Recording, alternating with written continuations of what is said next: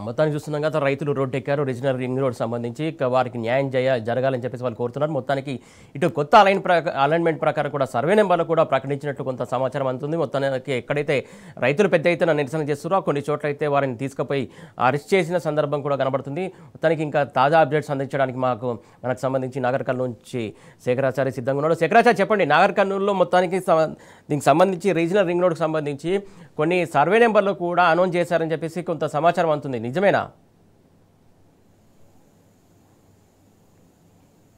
సురేష్, నిజంగా కూడా ఈరోజు రీజనల్ రింగ్ రోడ్డుకు సంబంధించినటువంటి ఏదైతే ఉందో అంటే అలైన్మెంట్ మార్పు ఉందో దానికి సంబంధించి ఈ రంగారెడ్డి జిల్లా కల్వకుర్తి నియోజకవర్గంలో చాలా మంది రైతులు కూడా భూములు కోల్పోతున్నామని చెప్పేసి కూడా వాళ్ళు చాలా రోజుల నుంచి కూడా వాళ్ళు అనేక దఫాలుగా వాళ్ళు ఉద్యమాలు చేస్తూ ఉన్నారు, వినతి పత్రాలు ఇస్తా ఉన్నారు, రోడ్ల మీదకి వస్తూ ఉన్నారు.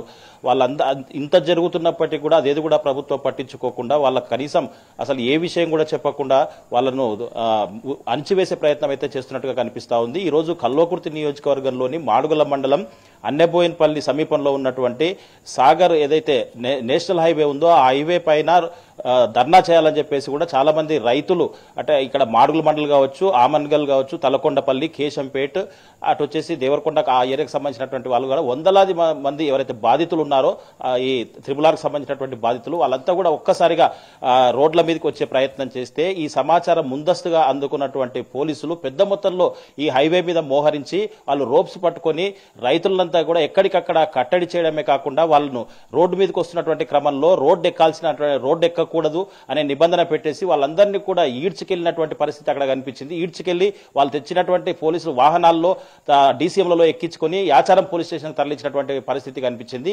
వాళ్ళందరికీ కూడా ఇక్కడ కల్వకుర్తి మాజీ ఎమ్మెల్యే జైపాల్ యాదవ్ కూడా మద్దతు పలికినటువంటి పరిస్థితి కనిపించింది. ఆయనను కూడా అక్కడ వాళ్ళను మాట్లాడుతున్నటువంటి క్రమంలో ఒకసారిగా పోలీసులు అదుపులోకి తీసుకొని ఆయనను కూడా యాచారం పోలీస్ స్టేషన్ కూడా తరలించినటువంటి పరిస్థితి కనిపించింది. గతంలో కేసీఆర్ ప్రభుత్వంలో ఉన్నటువంటి ఏదైతే అలైన్మెంట్ త్రిపులార్కి సంబంధించినటువంటి అలైన్మెంట్ ను అది మార్చి అంటే అప్పుడు ఉన్నటువంటి అలైన్మెంట్ చాలా అంటే తక్కువ మంది రైతులకు భూములు పోయే విధంగా సాగుకు యోగ్యంగా లేనటువంటి భూమిని తర్వాత కొంత అసైన్మెంట్ గవర్నమెంట్ కి సంబంధించినటువంటి ల్యాండ్లు అది ఒక అలైన్మెంట్ తయారు చేస్తే దాన్ని కాదని చెప్పేసి ఇప్పుడు వచ్చినటువంటి కాంగ్రెస్ ప్రభుత్వం ఏదైతే ఉందో అలైన్మెంట్ పూర్తి స్థాయిలో మార్చి ఎక్కువ మంది రైతులు నష్టపోయే విధంగా అది కూడా సన్నకారు చిన్నకారు రైతులు వందలాదిగా అంటే చాలా మంది కూడా నష్టపోయే విధంగా ఎక్కువ శాతం కూడా దళితులు ఉన్నటువంటి భూములు పోతున్నాయని చెప్పేసి కూడా అక్కడ ఆవేదన వ్యక్తం చేస్తున్నటువంటి పరిస్థితి కనిపించింది. ఇదంతా కూడా పెద్దవాళ్ల భూములు కాపాడడానికి పేదవాళ్ల భూములు లాక్కుంటున్నారని చెప్పేసి కూడా ప్రతిపక్షాలతో పాటు చాలా మంది అక్కడ బాధితులు కూడా ఆరోపిస్తున్నటువంటి పరిస్థితి కనిపించింది. ఎట్టి పరిస్థితుల్లో మేము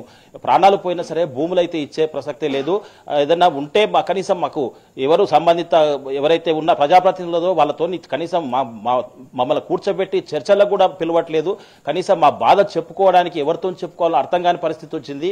ఇంత జరుగుతుంటే కూడా అంటే ఎవరు కూడా మా వైపు కూడా కన్నెత్తి చూడలేదు, మేము అడుగుతుంటే మాకేం సంబంధం లేదన్నట్టుగా వ్యవహరిస్తున్నారని చెప్పేసి కూడా బాధితులు ఆరోపిస్తున్నటువంటి పరిస్థితి కనిపించింది. ఈ రోజైతే ఈ సాగర్ హైవే పైన అయితే ఒక ఉద్రిక్తమైనటువంటి పరిస్థితులు నెలకొన్నాయి. అక్కడ అంటే పూర్తి స్థాయిలో రైతులు వాళ్ళ గోడుని వెళ్లబోసుకోవడానికి వాళ్ళ బాధ ప్రభుత్వానికి తెలియజేయడానికి అక్కడ వందలాదిగా మహిళా రైతులు తర్వాత సన్నకారు రైతులంతా కూడా అక్కడికి విచ్చేస్తే వాళ్ళ కొంతమంది ప్రజా సంఘాలతో పాటు కొన్ని పార్టీల నాయకులు కూడా మద్దతు పలకడానికి వచ్చారు. వాళ్ళందరినీ కూడా ఒక్కసారిగా ప్రభుత్వం అంటే పోలీసులను పెట్టి అణచివేసినటువంటి పరిస్థితి కనిపించింది. అక్కడి నుంచి ఈడ్చుకెళ్లినటువంటి పరిస్థితి అయితే కనిపించింది.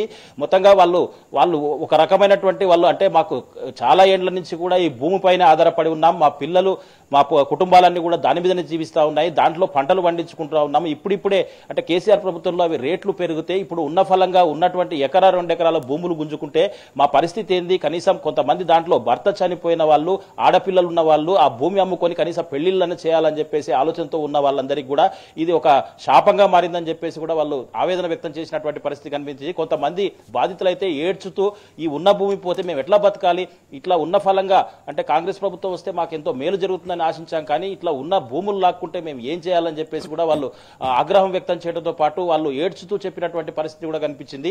మొత్తంగా ఈ సాగర్ హైవే పైన ఉద్రిక్త పరిస్థితులు నెలకొన్నాయి. ఆచారం పోలీస్ స్టేషన్ కూడా అందరినీ కూడా వెహికల్లో ఎక్కించుకుపోయి వాళ్ళని అరెస్ట్ చేసి అదుపులోకి తీసుకున్నటువంటి పరిస్థితి అయితే ఈ రోజు కనిపించింది. అయితే కొన్ని రోజులుగా కూడా వాళ్ళు ఎక్కడైతే భూములు పోతా ఉన్నాయో తలకొండపల్లి మండలి కావచ్చు, కేశంపేట కావచ్చు, ఇటు వచ్చేసి మాడుగులు కావచ్చు, ఆమన్గల్లో చాలా గ్రామాల్లో ఎవరి భూములు అయితే పేదవాళ్ల భూములు పూర్తి స్థాయిలో బడుగు బలహీన వర్గాల భూములు పోతా ఉన్నాయి. ఉన్నటువంటి భూములు కొద్ది గొప్ప ఉంటే అవి పోతా ఉన్నాయి.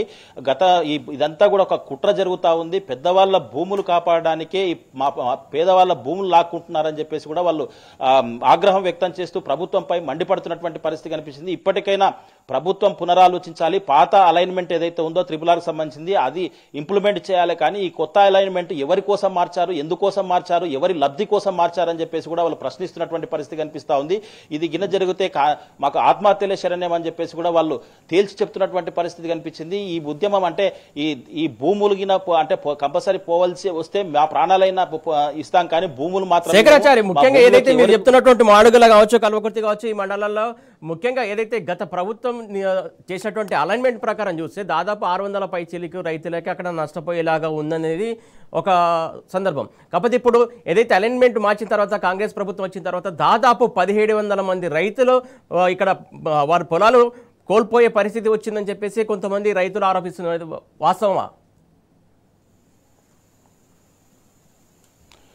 మీరు చెప్పినట్టుగా రైతులు ఈరోజు ప్రత్యక్షంగా మీడియా సాక్షిగా కూడా వాళ్ళు చెప్పినటువంటి పరిస్థితి కనిపించింది. గతంలో ఉన్నటువంటి ఏదైతే అలైన్మెంట్ ఉండిందో కేసీఆర్ ప్రభుత్వంలో అది చాలా మంది అంటే తక్కువ మంది రైతులకు భూములు పోయే విధంగా ఎక్కువ శాతం అంటే సాగుకు యోగ్యం కాని భూములు, గుట్టలు, తర్వాత అసైన్మెంట్ ల్యాండ్లు అలాంటి దాని గుండా కూడా అలైన్మెంట్ రూపకల్పన చేశారని చెప్పేసి ఇప్పుడు ప్రస్తుతం కాంగ్రెస్ ప్రభుత్వం వచ్చాక ఇప్పటికీ రెండోసారి మార్చారని చెప్పేసి దాన్ని కూడా ఎక్కడైతే అంటే ఎక్కువ మంది అంటే గతంలో ఒక 600 మంది రైతులే నష్టపోయేవారు, ఇప్పుడు దాదాపుగా 1600 నుంచి 1700 మంది రైతులు ఇప్పుడు నష్టపోవాల్సి వస్తుందని చెప్పేసి ఆ నష్టపోయే వాళ్ళ దాంట్లో కూడా పూర్తిగా మేజర్గా వాళ్ళు అంటే చిన్నకారు రైతులే, బడుగు బలహీన వర్గాలకు సంబంధించినటువంటి రైతులే ఉన్నారని చెప్పేసి, ఎకరా 2 ఎకరాలు ఉన్నటువంటి రైతులే ఉన్నారని చెప్పేసి కూడా వాళ్ళు చెప్తున్నటువంటి పరిస్థితి కనిపించింది. ఎందుకు మా పైన బడుగు బలహీన వర్గాల పైన కక్ష ఈ ప్రభుత్వం కట్టిందని చెప్పేసి కూడా వాళ్ళు అడుగుతున్నటువంటి పరిస్థితి కనిపిస్తుంది, నిలదీస్తున్నటువంటి పరిస్థితి కనిపించింది.